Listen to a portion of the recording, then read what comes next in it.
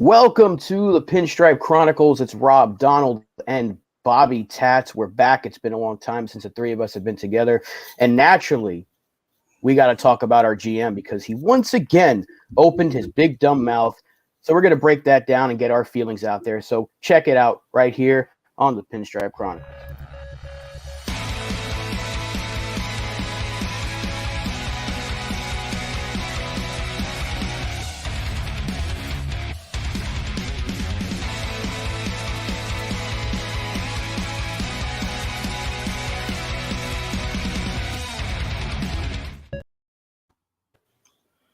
All right, it's time to talk about Brian Cashman because once again, it seems it's been every offseason since 2017. He's opened his mouth about the season before, basically saying the same thing but wording it differently. So this time around, what was it? He said that the fans and the media are reacting as if the Yankees were bounced out in the first round. Once again, proving just how tone deaf he really is, just how out of the loop he really is, just completely out of the loop. And what's the word that Luca used on Twitter, or how do you put it? Out of touch. Yes. So Brian Cash, out of touch completely, basically saying that because of the way the media and us, the fans, reacted, and what's up to Brad and Li in the chat, thank you for popping in, you would thought we got bounced out in the first round. Well, here's my message before I hand it off to Donald. Why would we be upset about the Yankees being bounced out in the second round, right? Why would we react the way we did? Because we got embarrassed again. Because we got embarrassed once again by the Houston Astros. We finally get another crack at them. They beat us in 2015, 2017, 2019. We finally get another shot at them, and we get embarrassed. So you might as well have been bounced out in the first round. But Brian Cashman doesn't seem to understand that because for the guy who thinks he's the smartest person in the room, turns out to be the dumbest person in the room. So, Donald, I know you got some feelings towards this. Why don't you go off? Well, let's start with reading out this full quote in all its glory, okay? And also shout out to everybody, Brad, Li Yankee King, FJ. Thank you for everyone for being in the chat today. Okay, here is Mr. Cashman. It was funny. I was talking to Omar Minaya, one of my special assistants. Cashman said last night. Last night we're having a little dinner, and I was talking with him and my son Teddy, and we're talking about how the season ended. I was like, how far did we get? We got knocked out in the first or second round? Omar was talking to me about it today. He was like, man, you guys are in it so much that you can't even remember what happened. I'm like, well, to be honest, Omar, the truth was in the end, we were 4 games short of a World Series appearance, but it felt like the way our fan base reacted and the press that we got knocked out in the first round. So you can't really remember sometimes reality versus perception. And the perception was we didn't do well. The reality was we had a hell of another run at it, but fell just a little short. But that's just the New York market. Well, why are they blaming? Yeah, why are they blaming the market for his failures? The narcissism, the freaking narcissism, man. Just go through that quote. It's all about him. It's all about him. It's unbelievable. Just go through it, man. One of my special assistants, and my special assistant, here's the translation. My special assistant goes, Cashman, how is it you guys are just so great? What's it like just being so great? And Cashman's like, you know what? I've lost count of how great I am. It's just all water off a duck's back with me, And no, we didn't lose. We didn't lose. It's just the fans. It's just the fans that are reacting badly in the media. We had a great year. The narcissism is just so palpable and deep. It's freaking mind-blowing. The audacity to blame your fan base again. What he's doing is he's deliberately lowering the bar. That's what he's doing. Yeah. He's lowering the bar in order to fit his resume in order to fit that season in. I don't know who he's trying to prove it to, though. He doesn't need to talk, right? He doesn't need to talk. Who is he trying to convince? Because he's already got a 4-year deal. Hal's already given a 4-year deal. There's nothing the fans can do about it. He's got a 4-year deal. He's got a job for life. So why is he trying to convince us? There's really just shut up. He doesn't need to talk, but it feels like he's trying to constantly prove himself and prove to us how great he is and prove to the media how wonderful he is. And it's I don't know. I think it's a deep rooted narcissism, and there's also a fact that I think he knows deep down that yeah, this has been a complete freaking failure since 2009, but he's never going to admit it. And so this is his excuses. He's going to come up with excuses every single year. And what was the excuse for being swept?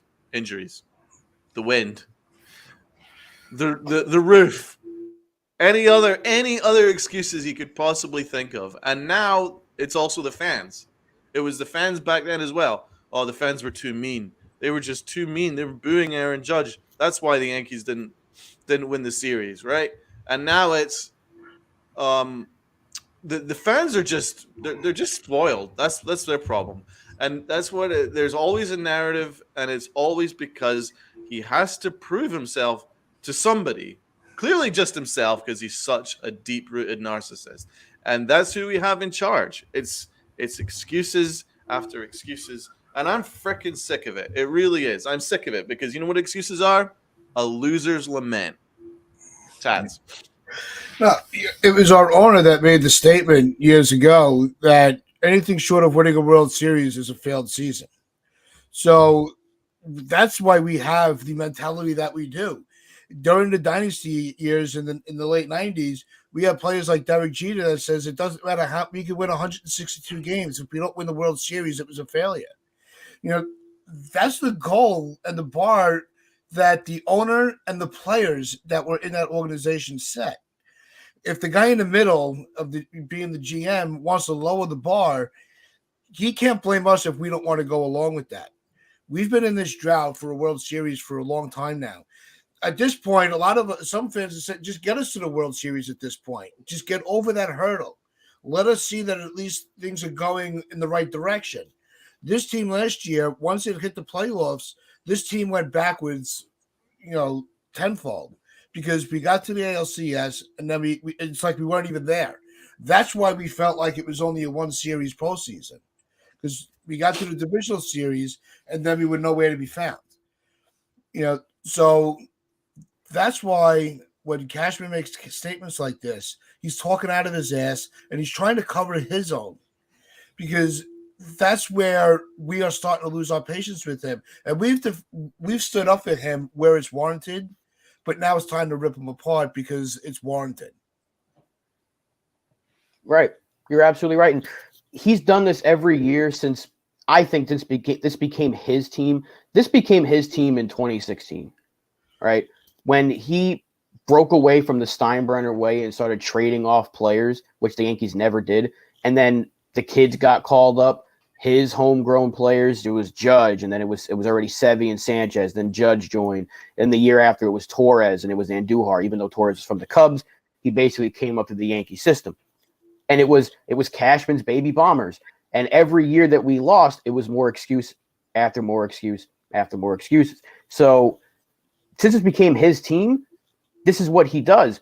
But no, he's not a bottom five GM. Once again, Li, you're wrong about that, but he makes excuses every single year since it became his team. And I'm not surprised that he said what he said because he's been doing it every single year since he really took the reins of this organization, since this window opened up and he started making things happen his own way and not having a George Steinbrenner and even a Hal or a Hank in his ear telling him what to do.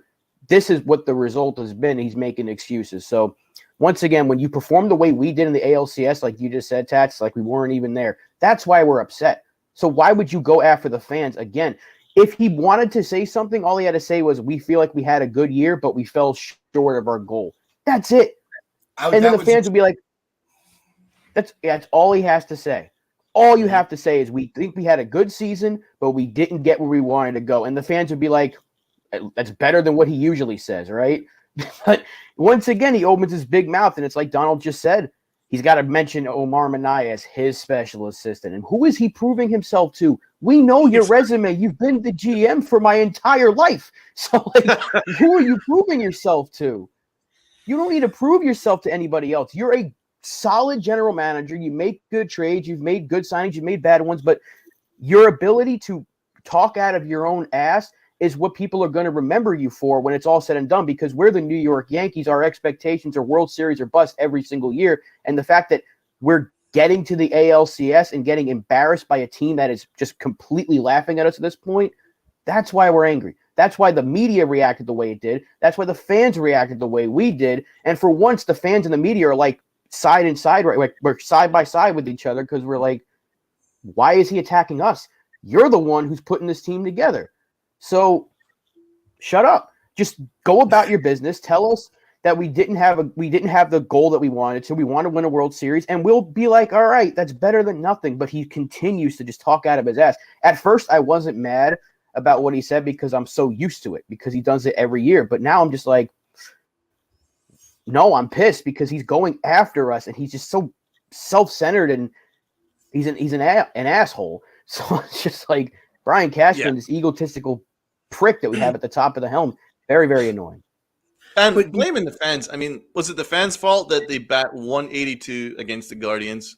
Yep. Was it the fans' fault that bat 160 against the Astros? And where all the fans basically were, by game 4, they're already tuned out. Well, I it mean, must be. God.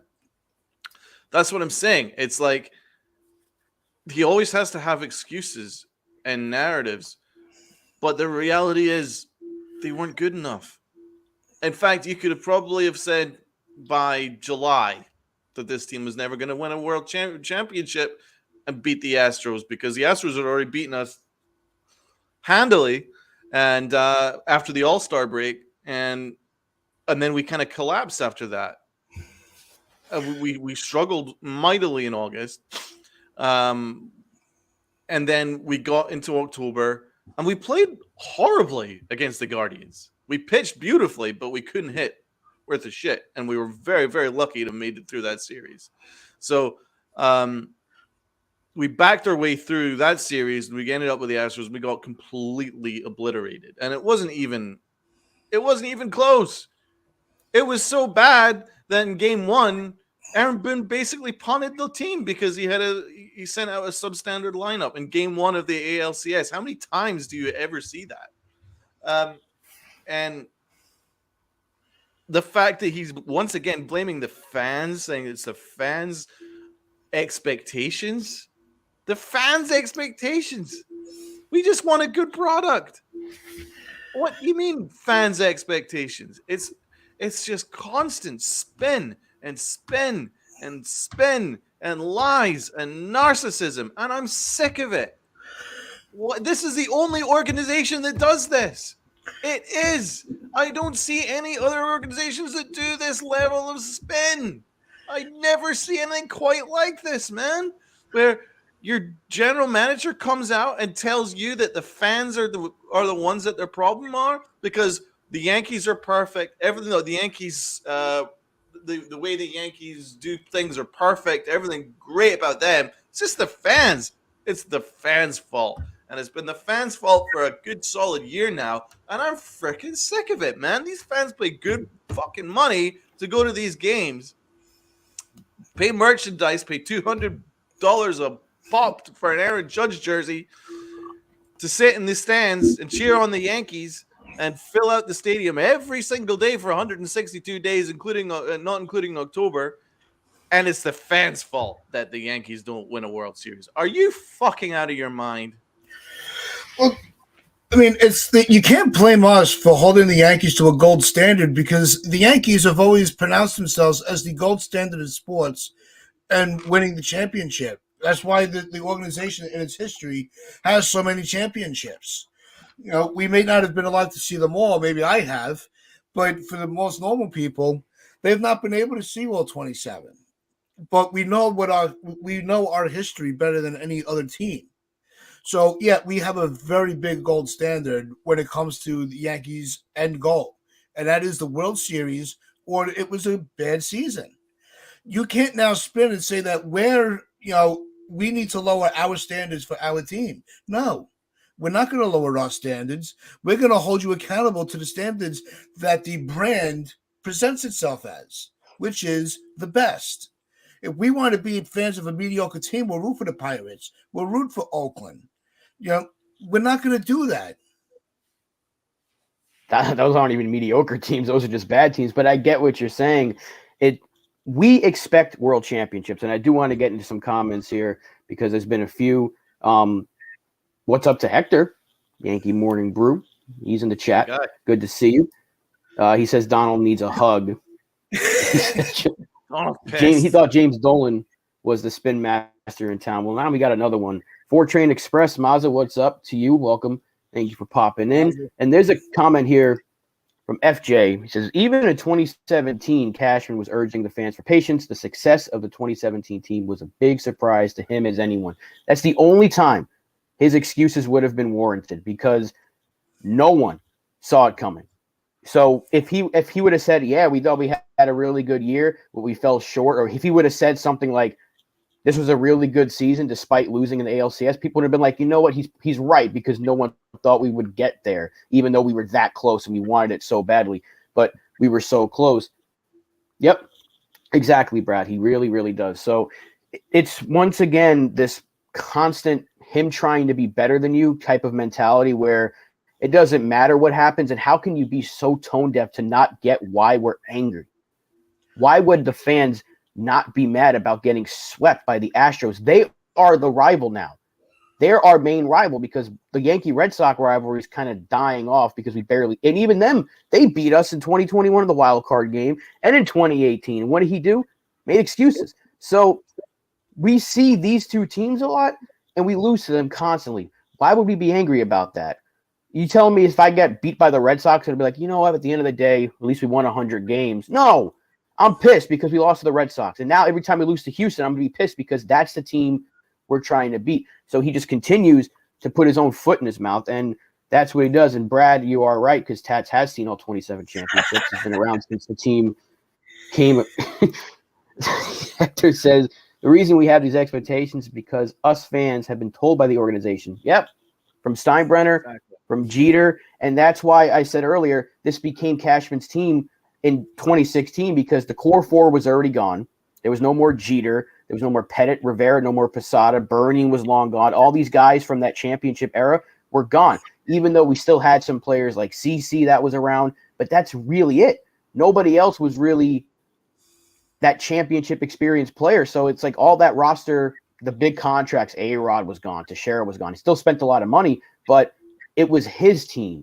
So it became his team. So now he's trying to defend his decision-making more so than anything, because back in the day, it was all George Steinbrenner's moves. Like George said, I want Contreras. Okay, I'm going to go get him. George said, I want this guy. I'm going to go get him. So he didn't make excuses. He's like, look, that's George's. This is a George's team. Now it's Cashman's team, and he's just like, I got to defend this. He's running around like the SpongeBob meme where all the different SpongeBobs are in his head. Like, where did we put this? It's like he's trying to figure out the words to say. That's Brian Cashman. So it's, once again, that's our GM. We're stuck with him. And it's unfortunate that the next 4 years, this is who we got. And Eli says, if Cashman was a free agent, that's not true.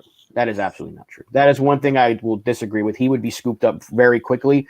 Just that he's not as good as Michael Kay would tell you he is, but he would be scooped up. Absolutely would.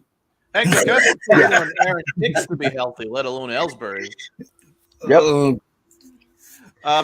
What Cashman's been doing though through the media is he's been subliminally lowering the bar for years now. He's been subliminally lowering the bar. It started after 2017 because he brought in Giancarlo Stanton, and guess what he said after it? We're the little engine that could. Oh yeah, you're the little engine that could, even though you just got like the MVP of the National League, and you're still the little engine that could. Come on. That's, once again, just changing the expectations, right? So they don't win. Aaron Boone comes in, right? Rookie manager. He has a horrible rookie year in the postseason. So bad that Hal Steinbrenner even called him out for his moves in the postseason.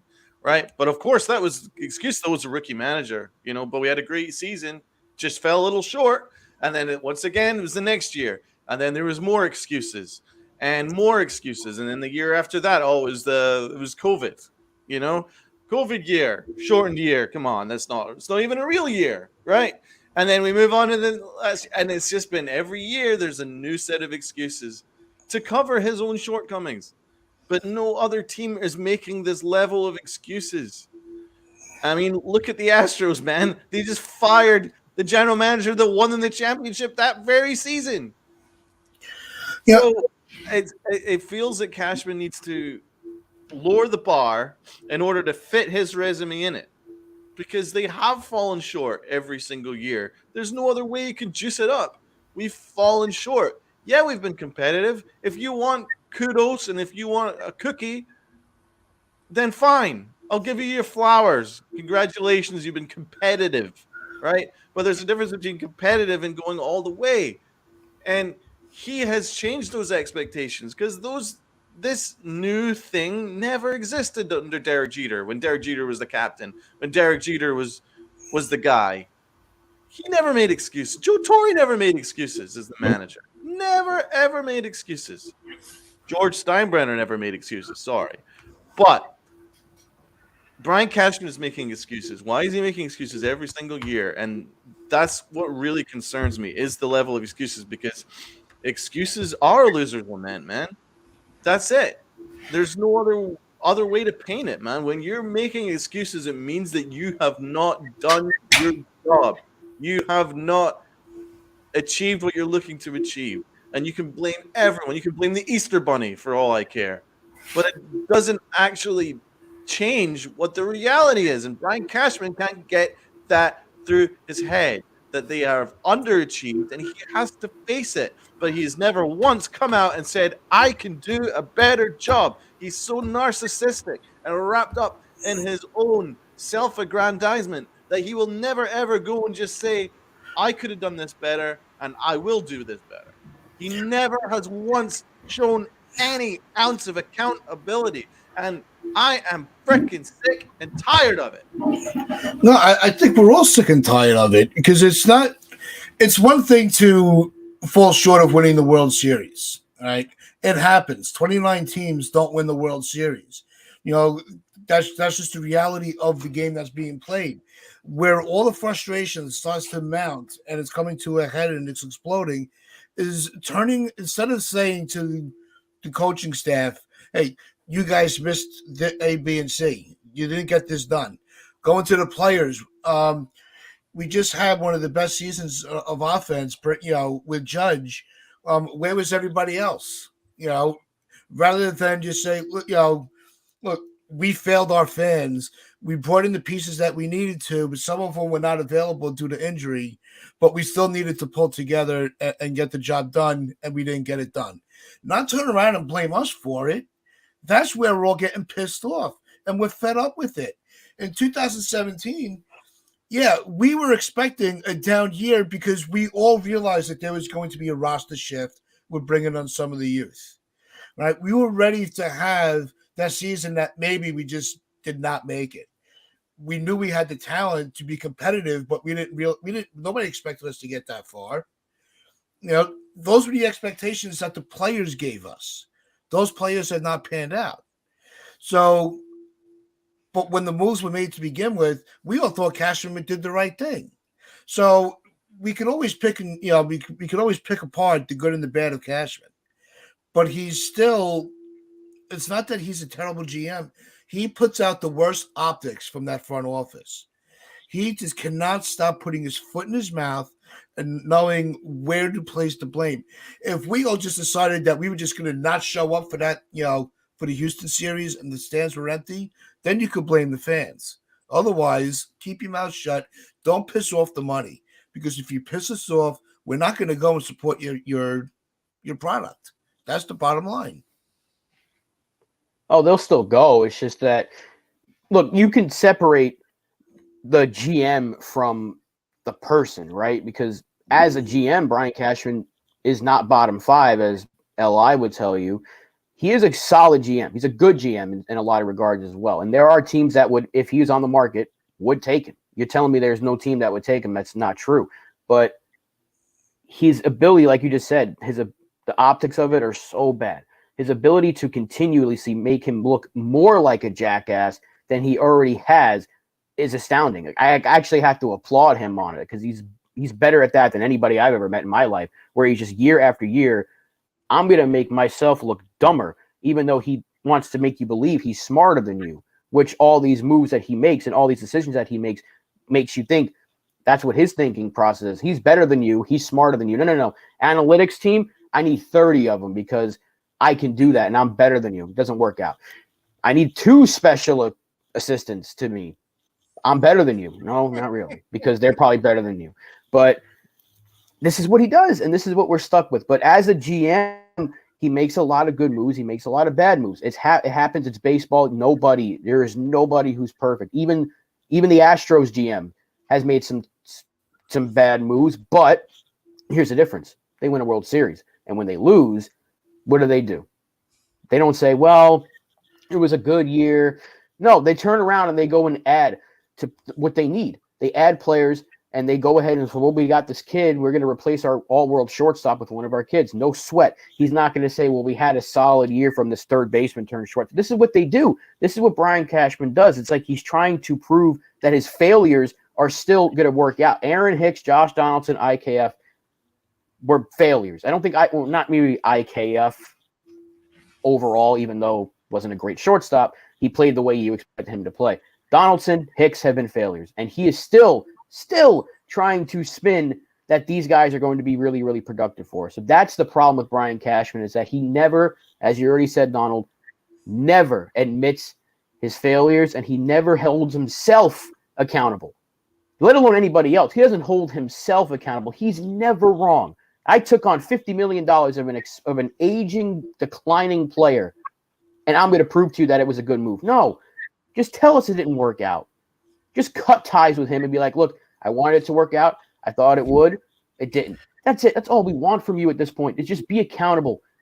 Own up to your mistakes, because then the fans would respect you a little bit more. But now it's just like, I don't care that you won those championships back in the day at this point, because now what have you done for me lately, right? Because it wasn't Cashman's team that won those championships. He was a part of it for sure. But since Cashman has become the GM, what team has he really put together besides 09 that won a World Series? None of them. And the 2017 run. Yeah. That's it. That's all You're he's right, got. man. It was, for me, it was Stick Michael. That was Stick Michael's team, the one that won the championships. So here's another way to look at it. And it's not just about Brian Cashman. This is what concerns me, is this is going to get filtered in the locker room. When your general manager, the president of the organization, makes excuses, that will filter down into the locker room. It will, right? Because then the players are going to be like, hey, all right, cool. We don't actually need to win a World Series. We can just kind of turn up in the playoffs, get swept, and it's going to be okay. You know, listen, it's going to be fine. There's no accountability. You know, your manager doesn't show any accountability, because if you don't even run it out from home plate to first base like Labor Torres did, it's fine. I'll be playing the next day. Let's go. It's no problem. So there's no accountability, and there's no way.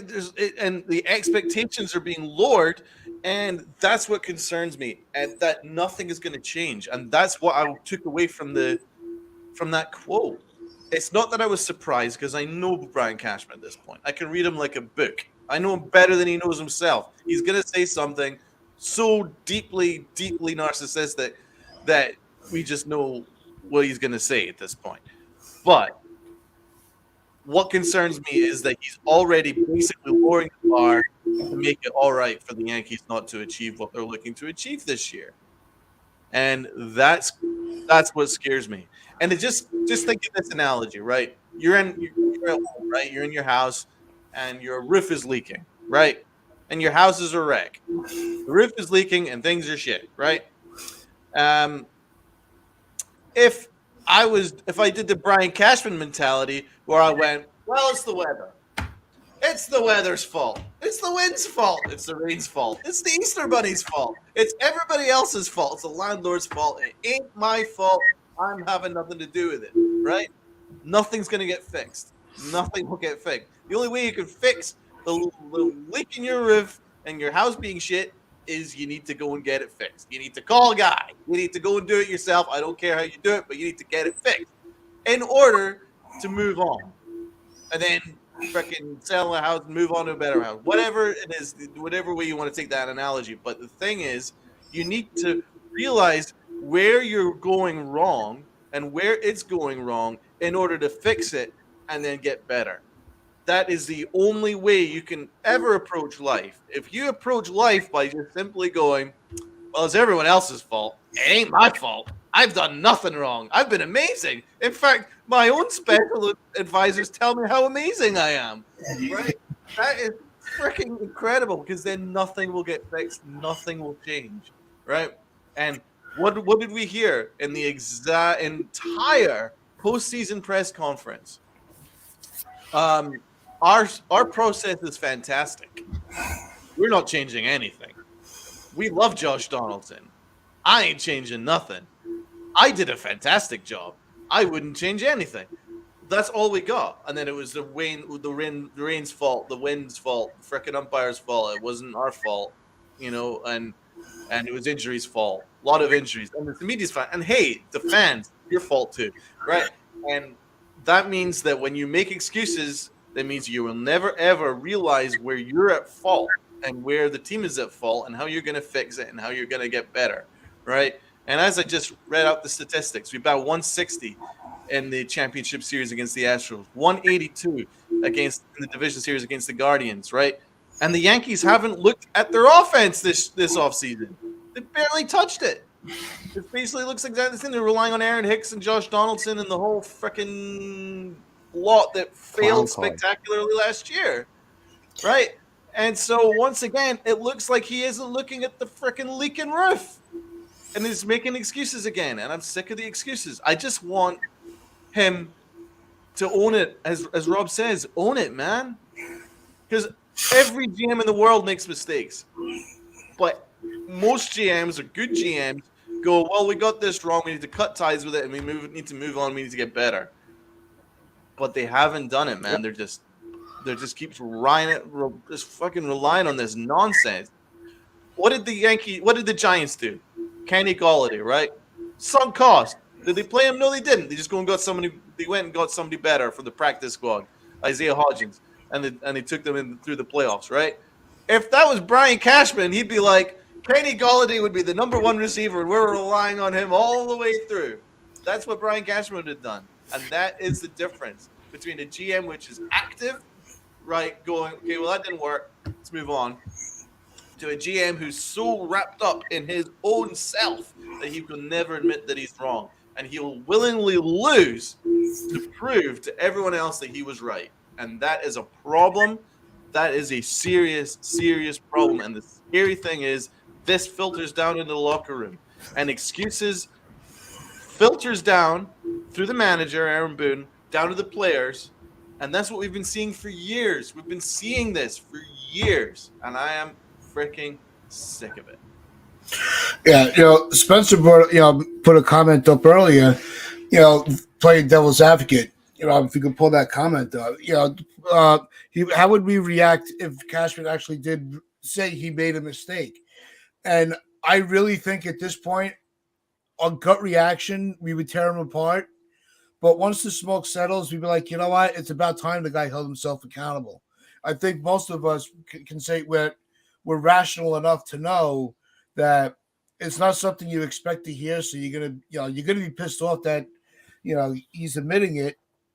Why you say you don't want anybody to. Nobody wants to fail. Nobody wants to admit that they failed.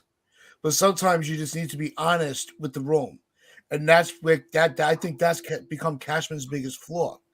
It's not his roster construction. He's making moves. Not all of them make sense. Maybe there are moves that we don't like. But he's addressing the needs that need to be addressed. If they don't work out, that's just is it happenstance, or is it he's not doing his due diligence? Where it comes where he didn't do his due diligence was the Donaldson trade.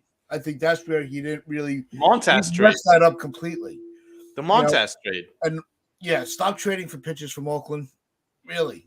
Well, it's not just that. He was hurt. He was clearly hurt. And I told you he was hurt and you denied it. But he was hurt when we brought him in. So it's I would rather at this stage just hold yourself accountable. You don't want to admit it right after the season ends and your postseason presser.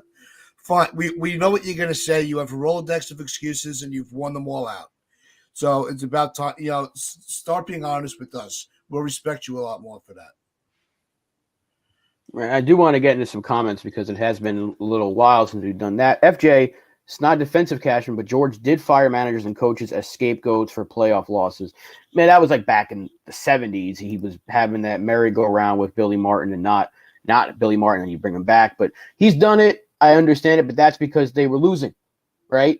They were losing a lot, and he said, okay, well, I got to do something about it, even though not every move was smart, like the carousel of Billy Martin, but you get why he was doing it. Brian Cashman's this is a completely different thing, but I get what you're trying to say. He's not defending Cashman, but I'll take the Guardians GM, but again, he's getting picked up almost immediately. That is not even a discussion at this point. Then he goes and says, he gets swept. We got demoralized. You're right. We did demoralized. Brad, Yankees Twitter, we're going to a meltdown of Cashman. Yeah, it'd be like unexpected territory. No one would have thought it. Who would expect that, right? If he actually came out and said, I made a mistake. Montage trade. Exactly. Yep. Give up all our pitching depth for someone who's hurt and is probably going to need surgery. That was an unbelievably bad trade. And that's probably why he's having to make all these freaking excuses, because all his moves over the last year have been basically a complete shit show apart from Bader. This was, Cashman's cool, which was absolutely freaking narcissistic. And I tweeted in return, this was Cashman's year, right?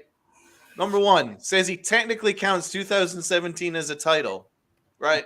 That was a great one. Remember that one? Oh, hey, we won the title in 2017. It was robbed from us, but I'm counting it as a title. Remember when he said that? That was unbelievable. That was freaking classic, right? Number two, trades for Donaldson and IKF, takes on $50 million, completely screws up the balance of the team, right? Then pisses off Judge all year, needs Hal to bail him out. Judge wasn't going to negotiate with Brian Cashman anymore. It had to be Hal Steinbrenner that did it because Brian Cashman did such a terrible job with our one star that couldn't be screwed around with, and he did it. That's our general manager, right? Then he trades all our pitching depth for a seriously injured Montas. We basically lost all the pitching depth, which probably could have helped us make a move to get better this offseason if we wanted, or we could have actually just had some of these guys, which would have added some depth in the bullpen or back end of our rotation. But he traded it all for someone who needs surgery. And then of course, blames fans' expectations for our anger at the Astros sweep. I mean, that is quite a year from Brian Cashman. That is quite a year. That's the reality. That is your reality of excuses right down the line. And the reality is that's the reality. He's talking about reality versus perception. That's not perception, what I just read out. That's exactly what he did. And that's the reality. Right. I'm not gonna play the hindsight game with the Montage trade because I liked it at the time. I'm not gonna play hindsight with any of his trades because I've already said it. I like the Montage trade. If I had to take one trade from last year and not do it from the trade deadline, it would be that one because of how it's turned out. But I still make that F. Ross trade. I still make the Benintendi trade, but it's unfortunate that it happened the way it did with Montas because he's got great stuff. And LI, here's a question from LI. Please tell me what team outside the Rockies are picking Cashman up. I think the Angels would take him. The Athletics would take him. basically 3 of the 5 teams in the West would take him. The White Sox would probably take him. Kansas City might even take him. The Twins would The probably Brewers. take him. Maybe the Brewers would take him. The Cardinals probably wouldn't. The Cubs might take him. Maybe even the Mets, because let's be honest here, Billy Epler hasn't won anything. So you think Cohen wouldn't be like, I can get Brian Cashman from the Yankees? You don't know. You don't think he would even entertain that idea? There are a lot of teams besides one. There are teams with great GMs that wouldn't move on from him, but there are a lot of teams that would certainly be like, hey, Brian Cashman's available. Let's go get him. It's more than just one team. And then But the reality is, JP. I wouldn't lose any sleep over Brian Cashman if he went to another team. Even if he Neither went would to I. the Mets, I wouldn't lose an ounce of sleep.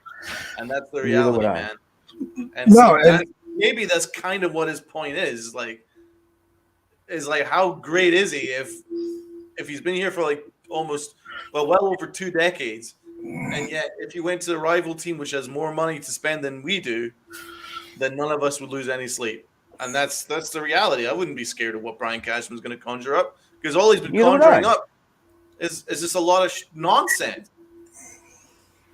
No, because the thing is, because I think it's because he's been here so long that we're just tired of looking at him. We're tired of hearing him. We're tired of the excuses. We're tired of him holding back, making the deal that we need and turning it into a want. We needed a pitcher. Castillo was available. We wouldn't pull the trigger. So they ended up, switching over after we says, well, if you didn't get Castillo, Montaz is the next guy at the top of the list. He got Montaz. Just because Montaz ended up hurting himself and having an injury doesn't negate the fact that we asked for Cashman to bring this guy in. So how is that Cashman's fault that this player got injured? And I don't want to just say Montaz is the only issue. It's not. Like I said, it started in the offseason. And it's not just the players that he's brought in. It's the way he handles arbitration. That is not a strength of his. I don't think so. So look at the public embarrassment that it caused with Judge, and how we were all pissed off that they wanted to bicker over some money, or arguing with this offseason with Torres over $1 million. You're the Yankees. Less than $1 million. Less than $1 million, like $500. Yeah. That's I'm just tired of the same old. If Cashman goes to another team and is able to go in and execute the way that he did, after 2015 and get into that 2016 type trade with other teams, he's going to do very well at that. But I just think his time in New York may have run its course, not the ability for him to do his job. I just think he's gotten too comfortable in the organization where he feels it doesn't matter what he does, he's going to get that contract when this one's up. I think that's the other issue that needs to be talked about. Is it not that Cashman is terrible at his job? Is it just because of his comfort level is causing him to kind of lose a little bit of his fire? Yeah, you're right. Because I'm putting this offseason down to Hal Steinbrenner. Hal Steinbrenner saved the day with Aaron Judge. He coughed up the money to go and bring in Rodon. I put that down to Hal Steinbrenner. Hal Steinbrenner brought in Sabian and Manea. That's good. That might help us, right? He's actually had a very good offseason. And that's what I'm saying. I mean, listen, Elliot says here that, showing accountability can get you fired. No, really? You can show accountability by admitting to yourself, not just publicly, but to yourself where you've gone wrong and try and fix it. That's what I'm talking about. Now, if you talk publicly, fine. But as long as you make the action that you know where there's something that was going wrong and how you're going to fix it, then I am confident. Then I feel right that we're on the right path. And that's what a good general manager does. He doesn't need to vocally say, I suck. Sorry, guys. No, but if he goes and you can clearly see the action where, right, this move didn't work, I'm moving him, and I'm going to bring in someone who will work. That is showing accountability to yourself, right? And that's the scary thing. Cashman doesn't show any accountability to himself, nor does he do it publicly. That's what I'm talking about, man. He doesn't need to be saying chapter and verse how he went wrong or where he went wrong, but I would like to see that there's being actions being made that he's trying to fix the leak in the roof, but he's not doing it because he's blaming everything else, everybody else, and all other things instead of just looking internally at where they're going wrong. That's my point. That doesn't get you fired. That's actually doing your job. That is his freaking job. No one make excuses for him. Elliot, do not make excuses for him. No, you're absolutely right. Don't go ahead, Tex. No, I was just say I think Spencer's just playing the devil's advocate here. I don't think he actually thinks that because a couple of times he was saying, just to play the devil's advocate to bring in a different angle of the discussion. But no, I think Spencer's just as fed up as we are. And why would a fan not want their GM or their manager or their star player or the owner to hold themselves accountable? That's their job. That their job to us is to hold themselves accountable because they set the expectations for us to win a World Series, like we talked about in the beginning of the show. They set the standard. You can't just lower the standard because you can't do it. If you can't if you can't bring the bar to the standard, then go somewhere else. He's blamed the fans for a start, the media, the roof, the injuries. Who else? Can you think of anyone else that he's blamed so far over the last couple of years? Rob? Santa Claus. Everybody. Saying Who hasn't he blamed? Else? Who is he blaming? Did you read that quote? He specifically said it's the fans and the media who are spoiled. That's what he said. He does this every year. It's what we've been saying since the start of the show. He talks on, and I know LI, you're going to keep rallying off every team and just say no. But once again, like a lot of things you've been wrong about. You're wrong about that because the Red Sox would take him. Because Chain Bloom right now is like, they want to freaking send him off the end of the boat. What do they call him? Knock him off the poop deck, whatever it is, walk the plank. Because the Red Sox fans are sick of Chain Bloom. They want him gone. There's a lot of teams that would take him. So I know you're very angry with Brian Cashman, but you're wrong that saying nobody would take him. But anyway, there is a difference between being a good GM and then being a stupid person because he once again is proving that he just doesn't know when to shut up. That's what we're talking about here. We're not talking about his whole resume because if you want to look at it, yeah, we're always in the running. Even when people don't think we're going to get very far, we make the playoffs. We kind of squeak out wins. We always have a good roster. I still think this roster is good enough to go and win, hopefully, an ALCS, maybe even a World Series. I'm not going to say they won't because it's a very good team. He puts good teams out there, but it's a lot of the moves that he makes that we question, and it's his inability to be – he's going off again in the comments, but his inability to hold himself accountable is what we want. Stop saying stupid things like what he just said the other day about the fans and the media and just say, we want to win a World Series. That's the goal, and that's it. That's all we want. None of us are going to sit here and tell you Brian Cashman sucks. He's the worst GM in baseball. God, I wanted him gone this offseason because I'm just sick of it, right? Because I wanted to change. 25 years of a GM is way too much. Yeah. That's why I wanted to change. But I'm not going to lie and say I think he's a terrible general manager because he's not. It's just not true. Has he won us a championship? No. But a lot of teams would love, and this is what Michael Kay will tell you, a lot of teams would love to be in our position. However, we want a championship. We want championships.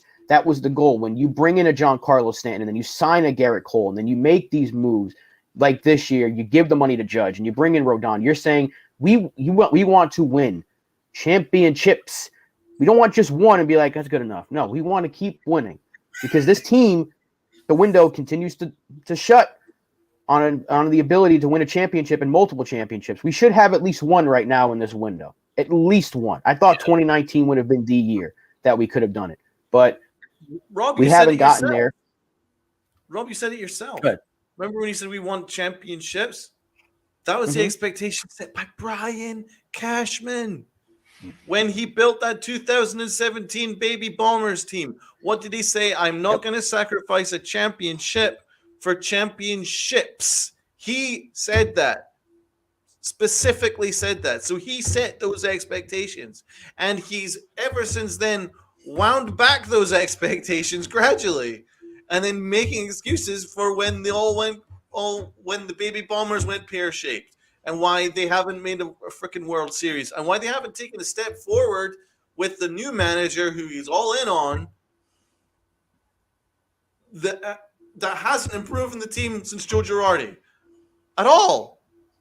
And so that's what I'm talking about. He said it himself, and he's blaming us for having the expectations when he set the expectations years ago. Yeah. Which he probably forgot about. Let's be honest. He probably forgot he said that because he forgets. He even said it himself. He forgot where we went this year. He forgot if we got bounced out in the first round or not. He forgets what the team does. So he probably forgot he said that. So that's what we're dealing with here, is a guy who just continues to open his mouth. Just say, when this whole thing started, this Baby Bomber thing started, we want to win championships. Just hold yourself accountable. Like, look, it hasn't worked out. We're going to do whatever it takes to make it better. But you're not proving that. By signing Aaron Judge, great. That wasn't a Cashman thing, though. Rodon, excellent. Love the move. Sign up for it 10 times out of 10. Wasn't a Brian Cashman move, though. So what have you really done? Because I know for a fact he was trying to get a left fielder because they were in on Varsho, but there's no way they were giving up Volpe for him. And they were in on Reynolds, but I don't think we were getting him from the jump because they want way too much for him. So he was trying to get a left fielder. He was. But when you don't get one and then give us the spin, well, we think Aaron Hicks is healthy so he can take. No, just I would rather you do what Li has been saying and just give the job to Florial, right? Because at least then you're saying we're going to try something different. Instead of just rolling back the same, we're going to continue to use the same Aaron Hicks who gets hurt, who gives up, who's making excuses why he can't play. I can't say that word, but you know what I'm going to say. His blank hurts.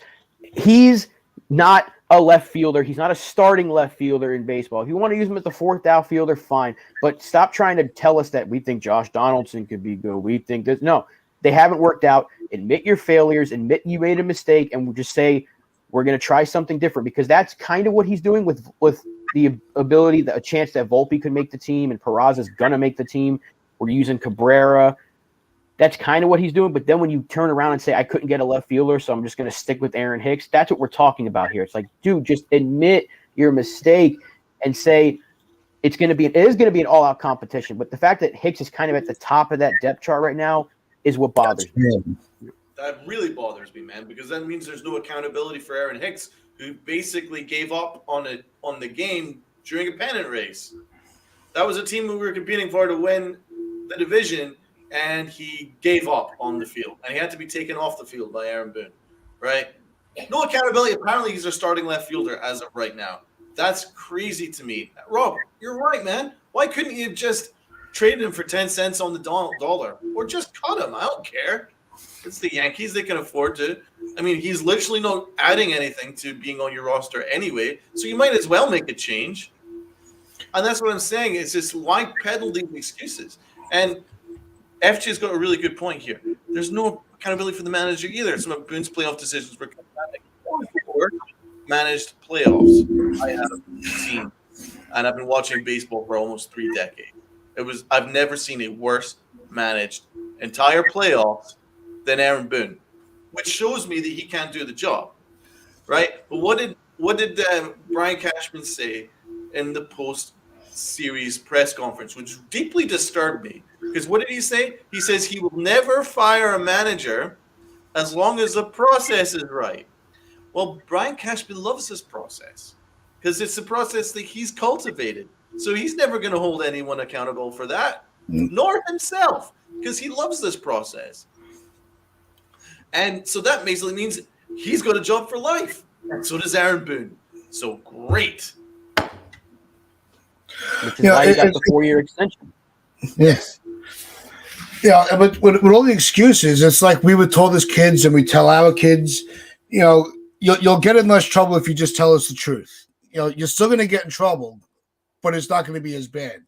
So just hold yourself, and that's where it comes into with the accountability. And it starts with Bone, it starts with Cashman, it even starts with the players. I didn't, I don't remember hearing any of the players coming out being, I let the team down. They're not going to do that. But they also don't have the Our sick. I captain don't did. think players these days have. Judd did. The one guy who didn't need to show any accountability was the one because he was amazing all year. Actually, was accountable. Uh, you know, to go back to where we started, it's when we had Jeter and Torrey. Those guys were the face of success. They knew what the expectations were, and they knew that if it wasn't a World Series, and Jeter had said it many times, and he still says it. He said it when he was with the Marlins. It was all about winning. It wasn't about just being competitive. It was about winning. Being competitive is part of the formula, but winning it all that's what we're trying to do. And if you're not trying to do that, then what are you in the game for? What are you in the game for? Exactly. Yeah, you're trying to win. That's the end. That's the end goal. The end goal is to win a World Series, especially when you're the Yankees. And it's what we mentioned earlier. It's what Donald had to clarify. Cashman said it himself. The expectation is World Series. We have been very close, but we haven't gotten there. So why would we be content with that? Right? Because this window, even though a lot of the younger kids haven't really worked out, but the one that has, and we have a franchise player, is Aaron Judge. We have Giancarlo Stanton. We have Anthony Rizzo. We have Garrett Cole. Sevy's still here. Nestor Cortez. We have a loaded roster. We should be in it every single year and not getting embarrassed in the World Series. Even, like I said, I would have been upset if we lost to Houston. But if they put up a fight, then Cashman's excuse would have been a little bit more warranted. But like, what are we overreacting for? We'd still be upset. Hey, we just lost again. But we didn't even show up. We didn't even put up a fight. That's why we're angry. And again, it goes back to what I said earlier. He's tone deaf. He just has no grasp, no pulse on the situation. Why are the fans mad? Gee, I wonder. Why would we not be mad? Would you want to watch your team go into the playoffs and just get swept and be like, I'm real happy we were there, guys, aren't you? Why don't we just start a freaking fire?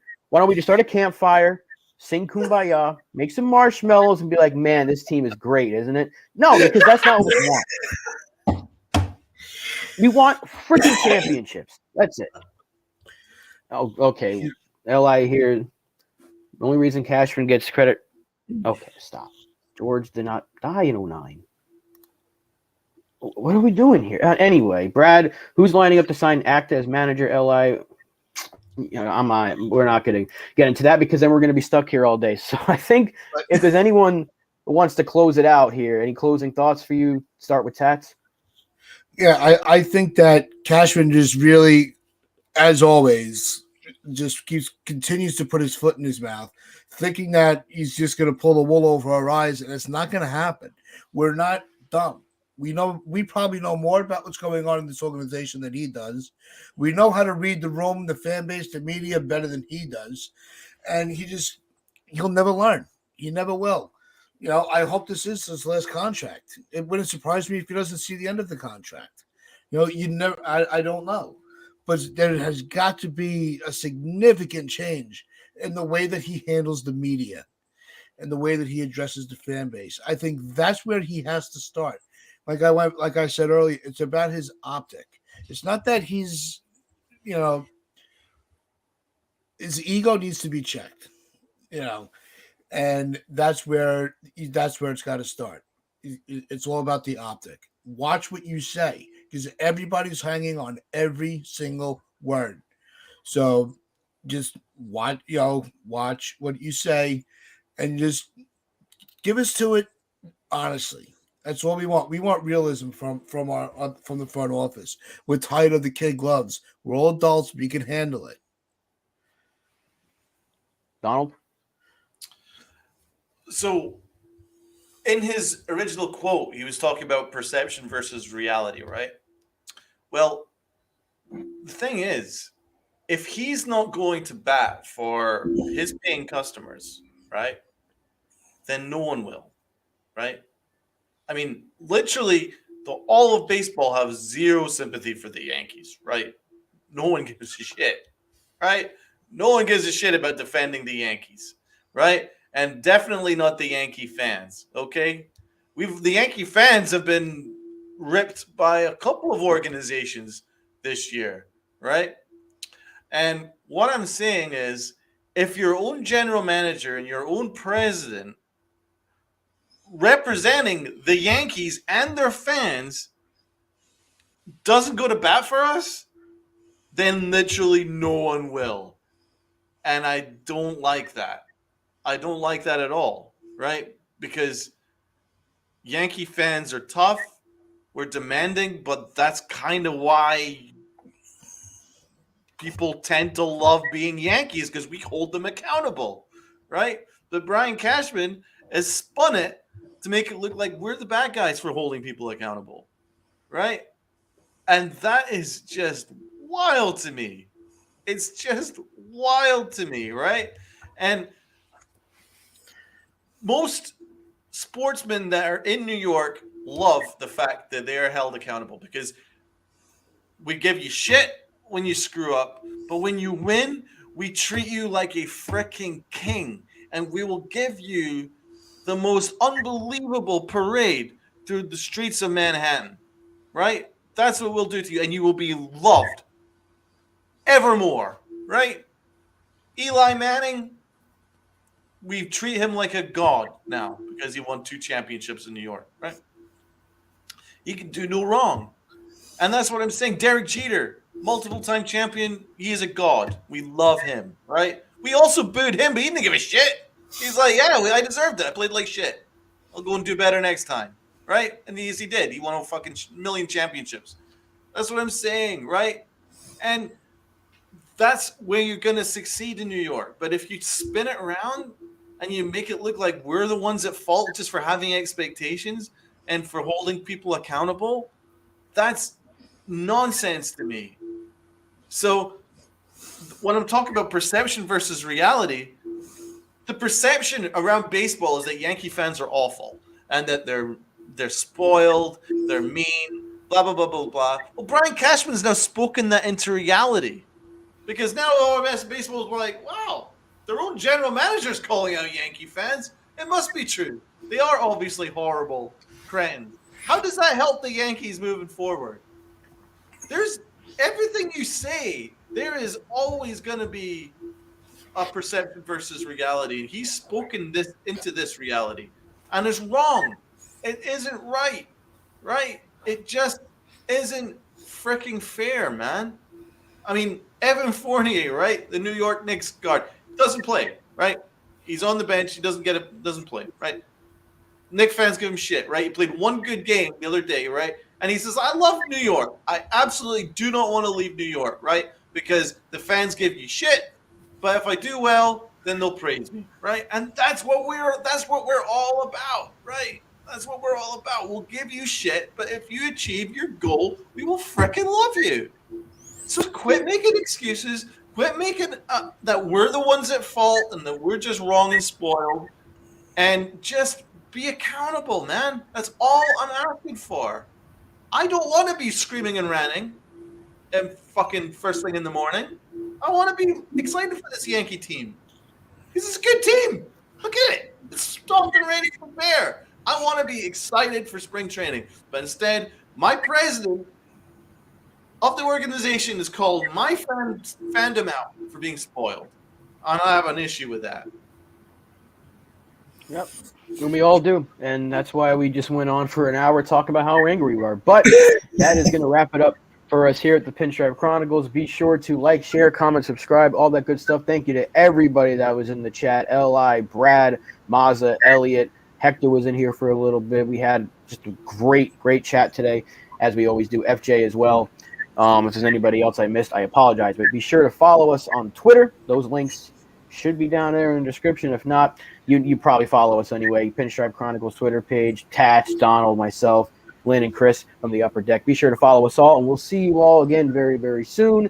And Bobby Tatch, as you always say. Subscribe. Let's do it. Come on. Wear your pinstripes for pride and play hard.